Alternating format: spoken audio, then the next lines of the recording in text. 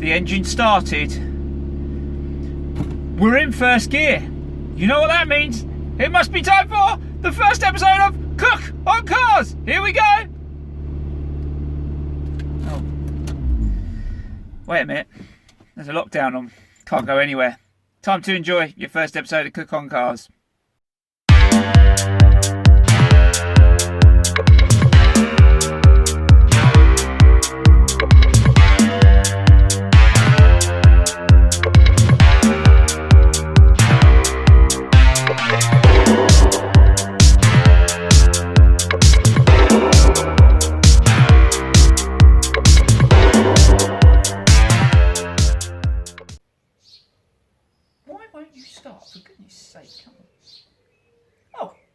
Hello guys, only joking. Welcome to Cook on Cars, and this is our first video. Fantastic, excellent. So here we go. So what we're going to talk about today, first of all, you join me in the MR2 once again. Not intentional. I wasn't planning to be in the MR2 today. However, made a bit of a boo-boo and picked up my other car the other day. Don't worry, the legitimate reason I was out, and I picked it up on the way past. Drove it back here, and lo and behold, got an issue with not too much oil in it all of a sudden. So I think an oil pipe popped off to the turbocharger. So reconnected that, sorted that out, but need oil badly. So can't drive it, and that means it's blocking this one in. So we can't get anything out, can't go out anywhere, stuck. So at the moment I've got the other car on the drive, this here, and the other car is stranded where this car lives normally. So yeah, a bit screwed, but never mind, that doesn't matter. We're on to a good thing today. This is the first of Cook on Cars. Hopefully going to be a weekly thing, if not at least fortnightly. So yeah, let's go from there and let's see where things go. Thanks for all the likes and subscribes so far.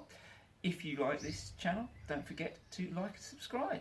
Anyway, I thought today we'd do a bit of background on me, so that you can get to know what you're watching, why I'm doing it, what's going on in my life, and blah blah blah. So we'll start with first of all a bit about me. So when I was my first earliest memory of a car thing was a neighbour down the road from where my parents lived. I was 3 years old, and he had a Porsche 911 Turbo back in the 80s, and took me out in it. I was sitting, I think, actually, illegally, on a parcel shelf in the back, or whatever you call that bit, the boot bit, the bit where you keep a spare case or something, because my dad was in the passenger seat. But, you know, it was different times back then. Wouldn't definitely do that today. Definitely wouldn't put my son there nowadays. But anyway, so yes, I remember going out in that, purple I think it was, and I remember it going up to about 130, 140 on the motorway. I know, completely illegal, but hey, I wasn't driving, and I'm not going to tell you who was. Anyway, so that's that. So that's my first thing that ever happened. Then we've got, I was lucky enough that one of my mother's cousin, he's got a Lotus Esprit SE Turbo, which I fell in love with when I was a kid. I think when I first knew him when I was younger, the first car he had was a Esprit Turbo, the wedge shape, the S3, and then he went and got a Stephenson's Esprit in red, which was beautiful, like a mini Ferrari, or looked like a Ferrari anyway. That's what I thought when I was that young. And then he ended up with a SE Turbo, which he's still got to this day, which is one owner from new, very rare car, in beautiful grey. I can't think what the colour's called. No, it's completely gone from my head. But if I remember, I will let you know. I think it's Vulcan grey, actually. That's the colour they call it. Just hit me. Anyway, so that's that. When I was young, then obviously we've got the stuff about, you know, TV programs, like the Avengers, for instance. I mean, I loved the new Avengers. That's what they started repeating when I was on when it was on TV when I was a kid. So I watched the new Avengers with Gambit and that red XJS, and then Steed, and I think he had an XJ. What was it? It was an XJ12 coupe, 5.2, or was it 5.3? Someone correct me on that if you want. but it was a broadspeed lookalike. It wasn't actually a real broadspeed, but it had the kit and everything, and it looked like broadspeed looked like. I fell in love with that thing. It sounded phenomenal. Thought, yes, love that car. Awesome. In a dark British racing green, I think. And then what else? Well, there's obviously James Bond. Loved that when I was a kid. Fell in love with the Aston Martin DB5. Had a toy car of it, like I think every kid did, to be honest with you. And yeah, I was into James Bond from that. But when I was a kid, the first Bond film I remember seeing on TV was The Living Daylights, and he drove the Aston Martin V8 Vantage, I think they called it, or just called the Vantage. Not sure which anyway, but it was the V8 one. Timothy Dalton, British Racing Green. I'll put some pictures up while we're chatting so you can see which ones I'm on about. Or was it called Hunter Green? Not sure. Anyway, lovely, good, great looking car. And that's the one I fell in love with. Then obviously saw it on a Motor Secret Service where he drove the DBS, which was basically the one before the V8. Different engine in it, but looks pretty much identical. Slight variations here and there, fog lamps, bits and pieces. Obviously a much more modern car in the 80s, that one. But it started in the 60s, that one. And then obviously there was loads of other programs, like obviously the A-Team, hence the van, which I'm wearing today. And then what else was there? There was Rodger in the Persuaders. I watched that as well with Tony Curtis, and he had a what was it? It was a good grief. It was a Fiat. No, sorry, Fiat. It was a Ferrari. What was the model? 264 GT. Dino, beautiful car, absolutely beautiful car. Fell in love with that too, and obviously Rodger had the DBS in that yellow, which I can't remember. It was like sort of mustardy yellow. I want to say it was called Sahara Yellow or something, but I'm probably wrong. Anyway, so yeah, that's a bit of my background. Then obviously there's professionals I watched as well. So obviously there's 3 litre Special S's that were just phenomenal. Loved them, always wanted a Capri, 3 litre Special S. But I actually also really liked, I think it was Doyle's RS200, which was the Escort RS2000, RS2000. Yeah, fell in love with that. That was a cool looking car.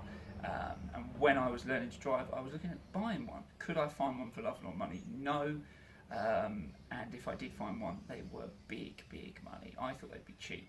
No. Capris were at the time, and I really should have gone for like a 1.6 just to have that look, but insurance was a bit difficult then to get on Capris, so I went for something a bit boring, but there you go. We live and we learn. Then obviously there's things like, I mean, my father, he's a musician, and he's done lots of launches for different cars over the years. The BMW E46 when it first came out, the Ford KA, and there's loads of other ones out there that he's done as well. But the Ford KA one, that was in '96, the NEC Motor Show, and that was fantastic because at the time Jaguar was owned by Ford, so they just launched the XK8, which I fell in love with. They had this beautiful stand. I remember it was a dark ruby red colour. Stunning, like almost Nightfire red, like the Rover red. Really nice colour, and yes, I fell in love with that car. Thought that is beautiful. I will own one of them one day, and I did. 22 years later, I actually bought one. Great car, miss it like mad, but you know, times change. We need to move on, and if we're proper car people, we'll always have one car that's our special car that we'll try and keep no matter what. But then we've got to go for other cars in between. You know, we're going to have. Most car people have more than one car. It might be a project in the garage and it's never going to run, but it's there for a reason. We have a second car. My second car is the MR2. Well, actually now it's my third car. But I had to have another little classic to play around with because my other classic's getting a bit expensive, and you don't really want to be driving it all the time, and you still want to have that bit of fun. And this was my car I bought when I was 19. I bought one of these, T-top version, 1.6 MR2 Mark 1. Loved it. It was the B as well. That's the Mark 1B, by the way, in case you're not aware that there was 2 types of Mark 1s. There was the Mark 1A, which had a blue top engine rather than the red top, which was in the later one, and it also had different body kit on it, different interior, and what was the big difference? Oh, the big difference was the suspension setup was totally different. This is rumoured to be set up by Lotus. I know they did own Lotus at the time while they were developing the R2. So yes, Lotus did the suspension, which was interesting. When I say did the suspension, they're rumoured to have done the suspension. I'm aware that one of the test drivers went over to Toyota to help them do the setup for it, which is why people say that it's got Lotus suspension. All I know is that the suspension is a much better setup than the Mark 1. That is. People might argue with me, but many moons ago, back when I was 19, me and my mates all had one. I had a Mark 1B, my friend had a Mark 1B, and one of our friends had a Mark 1A. We all took the same roundabout, exactly the same, near enough, and the Mark 1A didn't come off as well as the Mark 1Bs. We both went round the roundabout absolutely fine. The Mark 1A really struggled to hold on. And the handling, you could just see the way it was bouncing around, it wasn't good. Now, that may be a case that the suspension was a bit worn on that car, so I'm not going to say that it's definitely the case, but I've always found that the Mark 1Bs seem to handle better. Anyway, so yeah, that's another thing to do with my background, basically, on cars and bits and pieces. So there we go. So, car history. Well, we won't go through the whole car history, but a few of them just to name. Started off, learnt to drive in a Vauxhall Corsa, the Mark 1 shape, yeah, when I eventually passed my test, I decided to buy a car because I like the look of it, I like the noise, lowered, it was sort of max power-y sort of style. It was a Ford Fiesta. Basically it was a Zetec S lookalike, but that's where I went wrong, I think. I liked the car, it was a nice car, it looked good, it was really flash for what it was, because it had a court alarm system on it, locked all the doors, windows went up, all that sort of stuff. It just looked good, it was safe, it was cheap to insure, my parents were happy that I had something that was alright, although it was very noisy. But yeah, that was what I went for. But I could have, talk about kicking yourself in the head, but I could have actually bought a Audi Quattro at the time. My friend worked for Audi, they had one coming as a part exchange. It was before we'd had the revival of Ashes to Ashes, where that sort of brought back knowledge, well, not knowledge because people knew of it, but you know, it brought it back to the forefront, that the Audi Quattro was out there again, the original shape. So yeah, I was offered one very cheap, £3,000, white, full service history, 88,000 miles on the clock. Drove fantastically, really liked it, nice car, looked good, reminded me of when I was younger, and I used to watch all the rally on TV and the old rally games on Sega and stuff like that, where they had it. But I worried it wasn't going to be so reliable because it was an older car, and cheaper to insure was the Fiesta, and yeah, stupid things like that really, when now, I mean, if you can find one for £3,500 that's an Audi Quattro, you know, the Mark 1 shape, then you're going to buy it. But if you find one for £3,500, what are you going to get? Just rust? Running engine? This had an MOT, this had everything. No, let it go. We could go on to lots of bad decisions of cars that I should have bought that I didn't. One of them was a Aston Martin. I won't go into the exact details of it, but a friend at work, he had a mate who had one, done something naughty and sort of, well, he'd been dealing with some kind of money laundering. Anyway, gave up these people who were involved in it, and yeah, got out of the country. And yeah, the car was sitting there. By the way, I don't know who this bloke is, never met him. But the car was sitting in a friend's drive that he knew, or that my friend knew of a friend. And yeah, it was up for sale. It was Aston Martin DB7. It was the V12. It was in British Racing Green with white magnolia interior. I think that's what you call that colour anyway. And it was something like 32,000 miles on the clock or something. And it was £6,000 cash. I looked at it. It sat for 2 years. No MOT. Probably was going to need some work, but you know, it was still a newish car then, and the guy just wanted cash out of the way, and I didn't buy it because when I went to insure it, I was 18 or 19. Funny enough, the insurance company didn't want to touch me. One guy quoted me the value of the car, not what I was going to pay for it to insure it, so I said no. And one guy actually told me it would be better to not bother to insure it, and then if you crash it, just be prepared to pay out, which was interesting advice from an insurance company. Anyway, that was back in the day, long time ago. So yeah, that's where we're at really. I've had lots of other cars I should have bought and haven't, but I sort of have a rule now where if I find something that I like and I've wanted it, life's too short, buy it. Doesn't matter what your missus says, your girlfriend, parents, friends.